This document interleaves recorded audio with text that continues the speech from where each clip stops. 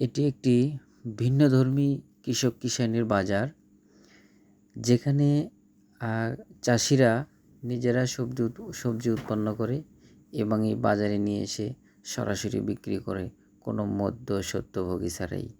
এখানে বিভিন্ন ধরনের শাকসবজি রয়েছে, তার মধ্যে আকর্ষণীয় শাকসবজি হচ্ছে রঙিন ফুলকপি। এটি দুই ধরনের, একটা বেগুনি আর একটা হলুদ। এছাড়াও আছে এখানে ব্রোকলি, আছে বিট সহ বিভিন্ন ধরনের শাকসবজি। এই শাকসবজিগুলো দেখতে যেমন চমৎকার, ঠিক তেমনি খেতেও অত্যন্ত সুস্বাদু। এছাড়াও আছে বেতে শাক, লেটুস পাতা, যা সালাদ হিসেবে খাওয়া হয়। মাশরুম অত্যন্ত পুষ্টিকর একটি খাদ্য।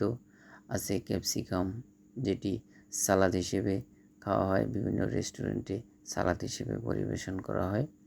সাধারণত এইসব সবজি চাষিরা নিজেরা উৎপাদন করে এই মার্কেটে